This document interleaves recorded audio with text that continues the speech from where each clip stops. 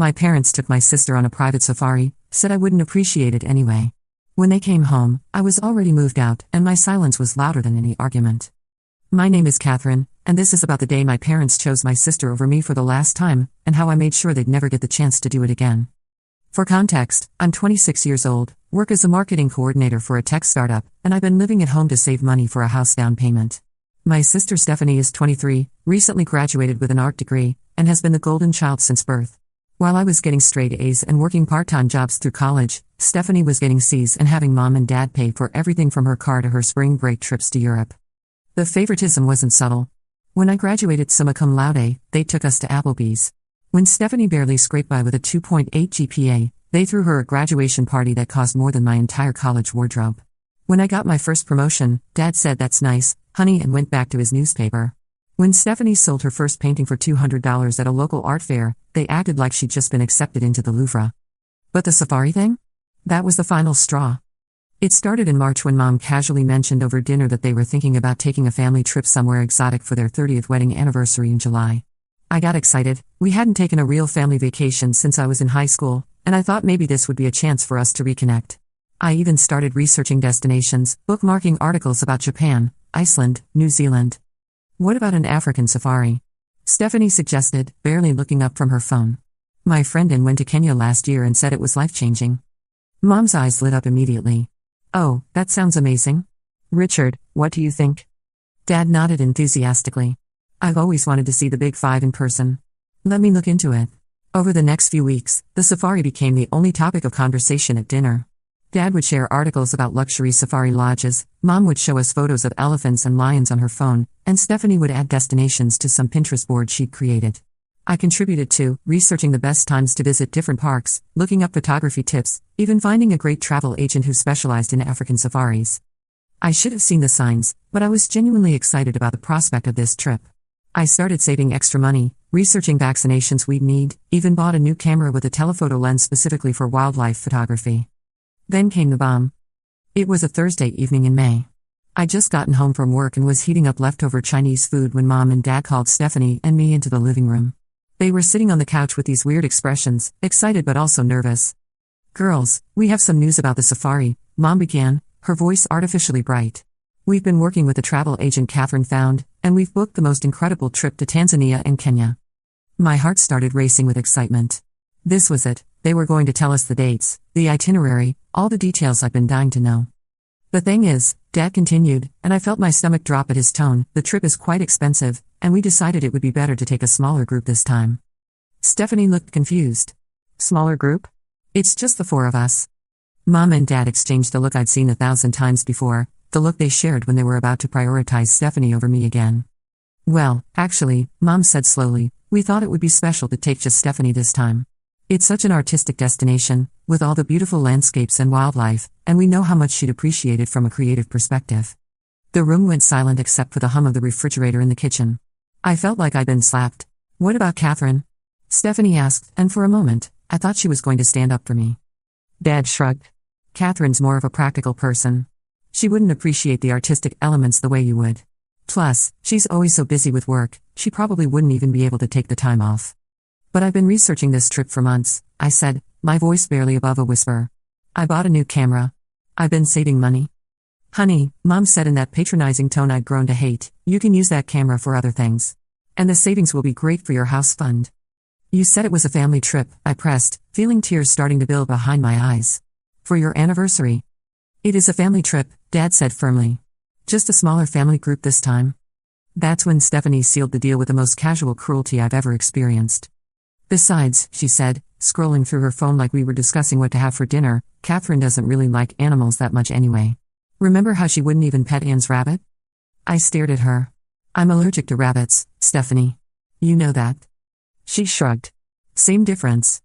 Mom and Dad were nodding along like this made perfect sense. Like my rabbit allergy somehow disqualified me from appreciating lions and elephants in their natural habitat. "When are you leaving?" I asked, though I wasn't sure why I was torturing myself with details.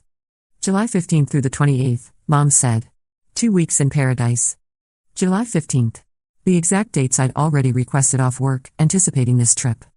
I excused myself and went to my room, where I cried until my eyes were swollen and my head was pounding. But somewhere between the tears and the tissue box, something shifted inside me. The hurt started transforming into something else, something colder and more determined. They wanted to exclude me? Fine. But they were about to learn that exclusion works both ways.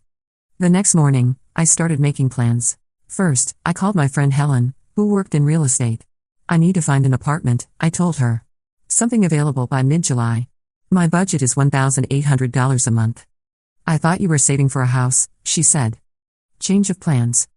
Helen found me a beautiful one-bedroom apartment in a converted warehouse downtown, with exposed brick walls and huge windows. The landlord was looking for someone to move in quickly, and I signed the lease that afternoon. Next, I called my cousin Daniel, who owned a moving company. I need to move out of my parents' house, I told him. While they're out of town. Can you help? Everything okay? He asked. It will be. Daniel agreed to help me move on July 16th, the day after my parents and Stephanie left for their safari. Then came the hard part, keeping my mouth shut for 2 months. I went about my normal routine, saying nothing about the apartment, nothing about my hurt feelings, nothing about my plans. When they talked about the safari at dinner, which they did constantly, I just nodded and ate my food. When Stephanie showed me the new clothes she bought for the trip, I said they looked nice. When Mom asked me to water the plants while they were gone, I said of course. I was a ghost living in that house, already halfway gone. The night before they left, Mom made a big show of hugging me goodbye. We'll bring you back something special, she promised. That's not necessary, I said, and I meant it. Dad handed me a list of things to do while they were gone: water the plants, get the mail, make sure the house looked lived in. You're the responsible one, he said, like it was a compliment instead of a consolation prize. I'll take care of everything, I promised, and I would, just not the way they expected. The morning of July 16th, I woke up before dawn. Daniel and his crew arrived at 8 a.m. sharp, and we got to work. I'd been secretly packing for weeks, so most of my belongings were already in boxes. My books, my clothes, my kitchen supplies, my furniture, everything that was mine came with me. The hardest part was my childhood bedroom. I'd lived in that room for 18 years, and packing it up felt like erasing a whole chapter of my life. But I was ready for a new chapter. I left behind anything they'd given me that I didn't truly need or want. The jewelry that was always slightly wrong for my taste, the books I'd never asked for, the decorative items that had never felt like me. If it didn't spark joy or serve a practical purpose in my new life, it stayed behind. By 2 p.m., the house was cleared of all traces of me, but I wasn't done. I went to the grocery store and bought everything they'd need for a few days after they got back: milk, bread, eggs, basics. I stocked the refrigerator and pantry so they wouldn't come home to an empty kitchen. I watered all the plants, brought in the mail, even vacuumed the living room. Then I sat down at the kitchen table and wrote a letter. Mom, Dad, and Stephanie, I hope you had a wonderful time on your safari. I'm sure the photos are beautiful and the memories will last a lifetime. I've moved out. My new address is attached if you need it for anything official, but please don't feel obligated to visit or call. I understand that my presence isn't necessary for your family happiness, and I'm finally in a position to honor that. I've taken only what was mine and left everything else exactly as you'd want it. The house is clean, the plants are watered, and I've stocked the kitchen with basics to get you through your first few days back. Don't worry about me, I'm exactly where I want to be. I hope you can say the same. Catherine. P.S. The camera I bought for the safari takes excellent photos of city wildlife. The pigeons outside my new apartment are surprisingly photogenic.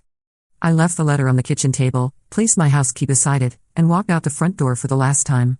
The silence that followed was the most peaceful thing I'd ever experienced. My new apartment was everything I dreamed of. The exposed brick walls made it feel like a cozy loft, and the huge windows filled the space with natural light. I arranged my furniture exactly the way I wanted it, hung my own artwork on the walls, and created a space that was entirely, unapologetically mine. For 2 weeks, I lived in blissful silence. No passive-aggressive comments at dinner, no stories about Stephanie's latest artistic triumph, no subtle reminders that I was the practical, responsible, unappreciated daughter. Just me, my coffee, my books, and the city pigeons that had indeed turned out to be surprisingly photogenic. I threw myself into work with renewed energy. Without the daily drain of family drama, I found myself more creative, more focused, more engaged with my projects. My boss noticed the change immediately. You seem different, she said during our weekly one-on-one. More present. I've made some changes in my personal life, I told her. I'm feeling more like myself. She smiled. Well, keep it up. The Morrison campaign you designed last week was brilliant. The difference was remarkable. At home, I'd been carrying the invisible weight of constant disappointment, always bracing myself for the next casual dismissal or comparison to Stephanie. I hadn't realized how much energy I'd been spending on managing my reactions, swallowing my hurt, and performing the role of the understanding, practical daughter who never needed anything. Now, free from that exhausting performance, I found myself contributing ideas in meetings I never would have shared before. I volunteered for challenging projects instead of just doing what was assigned to me. When my colleague Mark suggested I present our Q3 marketing strategy to the board of directors, I said yes immediately instead of deflecting to someone else. "I don't think I've ever seen you this confident," said my coworker Julie after the presentation, which had gone incredibly well. "Whatever you're doing, keep doing it." What I was doing was finally living as my authentic self instead of the diminished version I'd become at home. I started exploring my new neighborhood, trying restaurants I'd never heard of, visiting galleries and bookstores within walking distance of my apartment. There was a small Ethiopian place 3 blocks away that became my regular Friday night spot. The owner, a woman named Ruth, started recognizing me and would recommend new dishes based on what she thought I'd like. There was something deeply satisfying about being known for my actual preferences instead of being the daughter who wouldn't appreciate things anyway. The independent bookstore on the corner became my weekend sanctuary. I'd spend hours browsing sections I'd never explored before: poetry, philosophy, travel memoirs written by people who'd taken the kinds of trips my family thought I wouldn't appreciate. I bought books about African wildlife photography and discovered that I had strong opinions about composition and lighting that I'd never had the chance to develop. I signed up for a photography class at a community college and discovered that I actually had a good eye for urban landscapes. The instructor, an older man named George, was particularly impressed with a series I shot of construction workers building a new high-rise. "You have an interesting perspective," he told me after class one evening. "Most people photograph buildings. You're photographing the human story behind the buildings." I'd never thought of myself as having an artistic eye, but free from the constant narrative that Stephanie was the creative one and I was the practical one, I found myself seeing the world differently. The morning light hitting the brick wall outside my apartment became a study in texture and shadow. The reflection of the city in puddles after rain became an opportunity to capture 2 worlds at once. The photography class led to other discoveries. I learned I enjoyed the technical aspects, understanding aperture and shutter speed, problem-solving lighting challenges, the precision required to capture exactly what I was seeing. But I also loved the creative freedom, the way I could frame a story in a single image. One evening, as I was editing photos from a walk through the farmer's market, I realized I was humming. I couldn't remember the last time I'd hummed while doing something I enjoyed. At home, I'd been so focused on not taking up too much space, not being too demanding, not showing too much enthusiasm for things that might be dismissed, that I'd forgotten what pure enjoyment felt like. I made new friends. Helen from real estate became a regular coffee companion, and I connected with my neighbors in ways I never had when I was focused on family obligations. My upstairs neighbor Patricia turned out to be a chef who loved experimenting with new recipes, and we started having weekly dinner parties where she'd cook and I'd handle the wine selection. Patricia was everything I wished I could have been at family dinners: bold with flavors, confident in her choices, unapologetic about taking up space. She'd spend hours perfecting a new sauce, talking through her process with infectious enthusiasm. When she burned a batch of homemade pasta, she laughed it off and ordered pizza instead. "Life's too short to cry over burnt carbs," she said, pouring us both generous glasses of wine. "Besides, failure is just practice in disguise." It was such a different attitude from what I'd grown up with, where mistakes were analyzed and criticized, where taking risks meant facing potential judgment.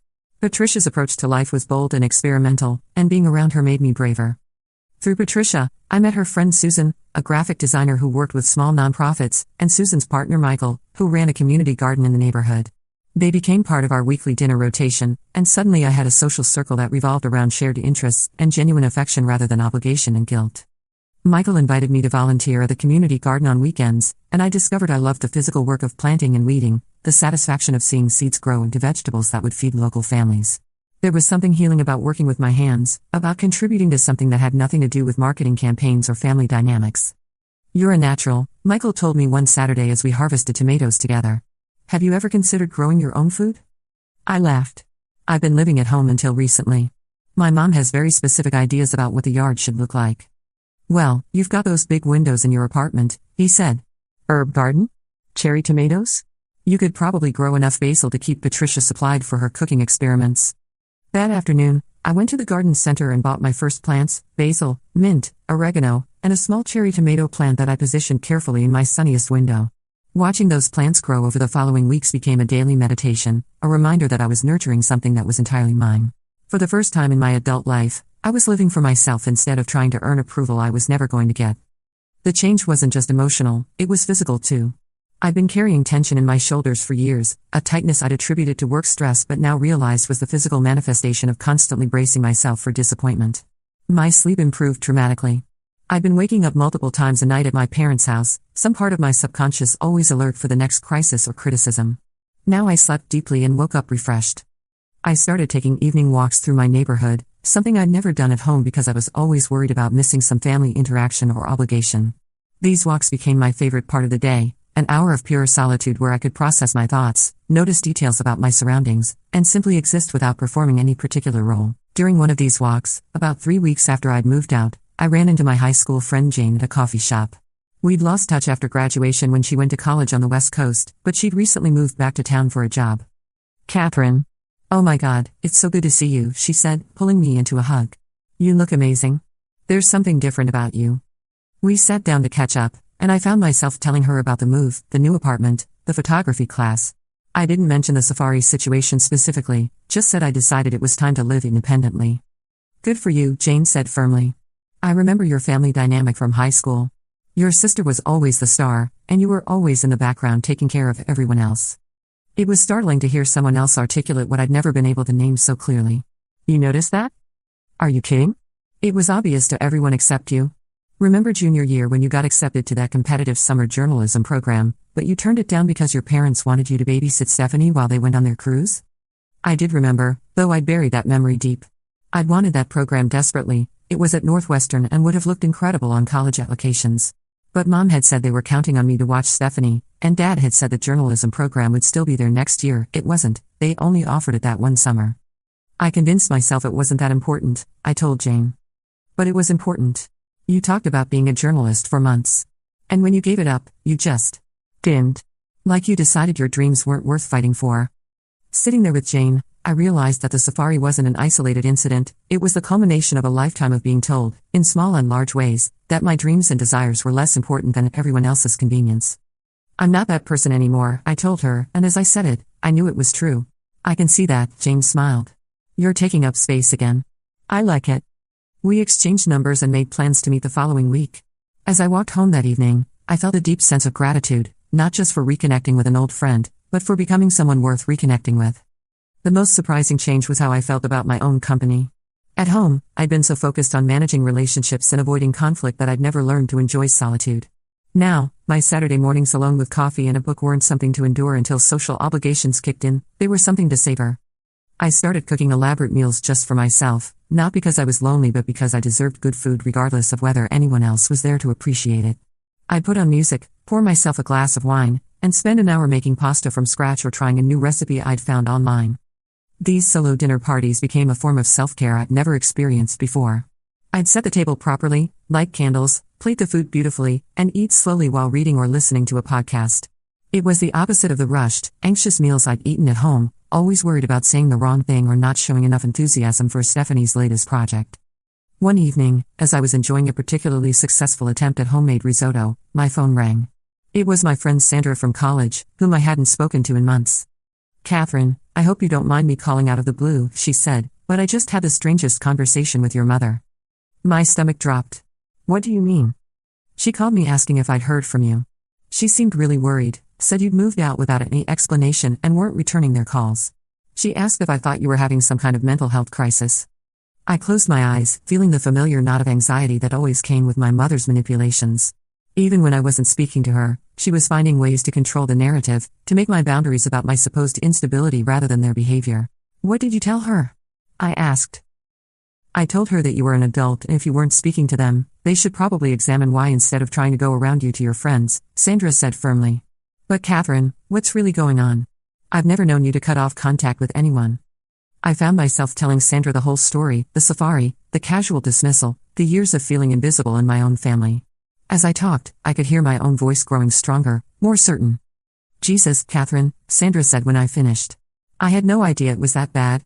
I mean, I knew Stephanie was the golden child, but I didn't realize how much it was affecting you."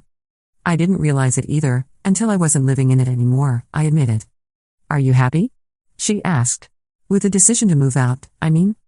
I looked around my apartment, at the plants thriving in the window, at the photos I'd taken and framed on the walls, at the evidence of a life I was building entirely for myself. "I'm happier than I've ever been," I said, and I meant it completely. The phone calls started on July 29th, the day after they returned from safari. I was at work when my phone buzzed with a text from Mom. "Catherine, we're home. Where are you?" I didn't respond. An hour later, Dad called. I let it go to voicemail. "Catherine, this is your father. We got your letter, and we need to talk. Come home so we can discuss this like adults. I deleted the message. Stephanie texted next, "What the hell, Catherine? Mom is crying." I blocked her number. The calls and texts continued for 3 days. Each message was more frantic than the last, but I didn't respond to any of them. I'd spent 26 years trying to communicate with these people, trying to explain my feelings, trying to be understood. The Safari decision had made it clear that communication was pointless. They'd already decided who I was and what I was worth to them. Now it was time for them to sit with the consequences of that decision. On Friday evening, I was cooking dinner when there was a knock at my door. I looked through the peephole and saw Mom, Dad, and Stephanie standing in the hallway looking exhausted and worried. I didn't open the door. "Catherine," Mom called through the door, "please, honey, we just want to talk." "We know you're in there," Dad added. "Your car is in the parking garage." I stood perfectly still, barely breathing, until they finally gave up and left. That weekend, Helen called to check on me. "Your parents stopped by the office," she said. "They wanted to know if I knew where you were." "What did you tell them?" "That client information is confidential," she said firmly. "But Catherine, they seemed really upset." "I'm sure they are," I said. "They're not upset about losing me, they're upset about losing their sense of control." "Are you sure you don't want to at least talk to them?" "Maybe explain." "Helen," I interrupted gently, "I spent 26 years explaining myself to people who weren't interested in understanding. I'm done." She was quiet for a moment. "Okay," she said finally. "But you know I'm here if you need anything." "I know. Thank you." The weeks turned into months. The calls and texts eventually stopped, though I occasionally heard through mutual friends that my parents were telling people I'd had some kind of breakdown and moved out without explanation. They painted themselves as the confused, hurt parents who couldn't understand why their daughter had abandoned them. I let them tell whatever story they needed to tell. The people who mattered knew the truth, and the people who didn't matter weren't worth correcting. In October, my cousin Daniel called with an update. He'd run into Dad at the hardware store and Dad had asked if he knew how to reach me. He looked terrible, Daniel told me. Like he hasn't been sleeping. He said they'd been to therapy trying to figure out what went wrong. "What did you tell him?" "That if he wanted to reach you, he had your contact information from the letter you left." I smiled. "Thank you." "Catherine," Daniel said carefully, "he asked me to tell you something." "What?" "He said to tell you they're sorry. That they realize they made a mistake with the Safari thing, and they want to make it right." I felt a familiar tightness in my chest, the old urge to give in, to go back, to accept their apology and pretend everything was fine.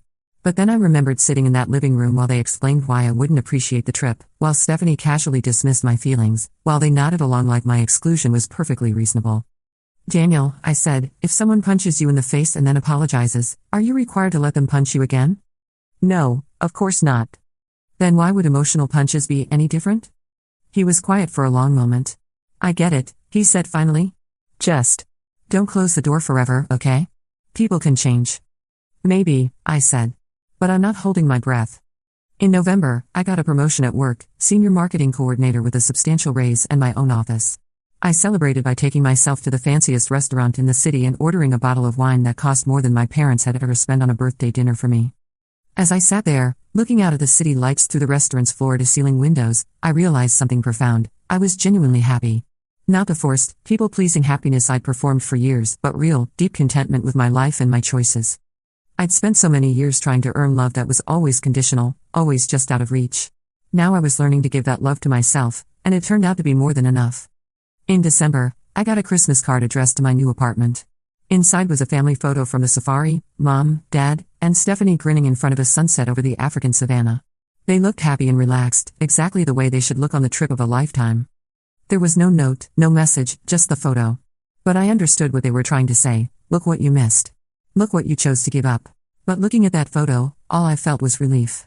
Relief that I hadn't been there to be the responsible one, the practical one, the one taking photos of everyone else instead of being in them. Relief that I hadn't spent 2 weeks being reminded that I was the add-on, the afterthought, the daughter who wouldn't appreciate it anyway. I put the photo in a drawer and went back to wrapping presents for my new friends, Patricia, Helen, Daniel, my coworkers who'd become my chosen family. On Christmas Eve, Patricia and I cooked dinner together in my apartment. We made way too much food, drank excellent wine, and talked about our plans for the new year. As I looked around my apartment, at the twinkling lights I'd strung up, at the small tree decorated with ornaments I'd chosen myself, at the stack of books I was excited to read, I felt something I'd never experienced during a family Christmas, complete peace. My phone buzzed with a text from an unknown number. Stephanie, texting from a new number I hadn't blocked yet. "It's Christmas Eve. Don't you think this has gone on long enough?" I stared at the message for a long moment, then deleted it without responding. Patricia looked at me with concern. Everything okay? Everything's perfect, I said, and I meant it. 8 months later, here I am, writing this story. I've been living in my apartment for most of this time, and I can honestly say it's been the best period of my adult life. I've traveled to 3 new cities, learned to cook Thai food, taken up rock climbing, and started dating a wonderful man named Andrew who thinks I'm fascinating exactly as I am. I still live in the same city as my parents, but I might as well be on another planet. We move in completely different circles now, and I prefer it that way. I've built a life that's entirely my own, surrounded by people who see my worth and appreciate my presence. Sometimes people ask if I miss my family, if I regret my decision to cut contact. The answer is complicated. I miss the idea of having a loving, supportive family. I miss the fantasy of parents who would choose inclusion over exclusion, who would fight for me instead of dismissing me. But I don't miss the reality of who they actually were to me. I don't regret leaving.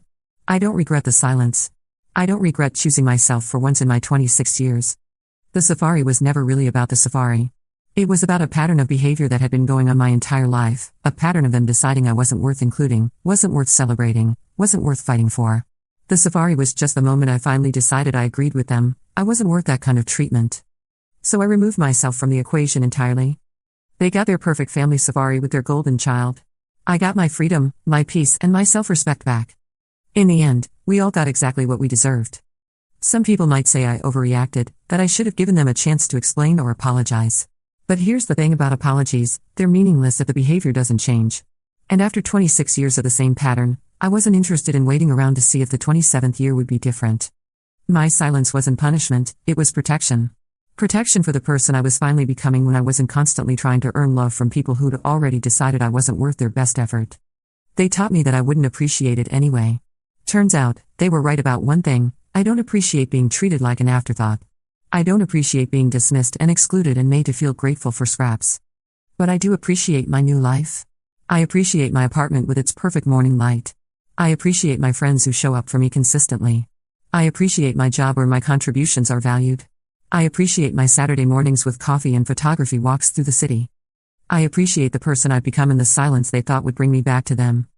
The funny thing about going no contact is that people always assume you're angry, that you're punishing someone, that you're waiting for them to grovel enough to earn your forgiveness.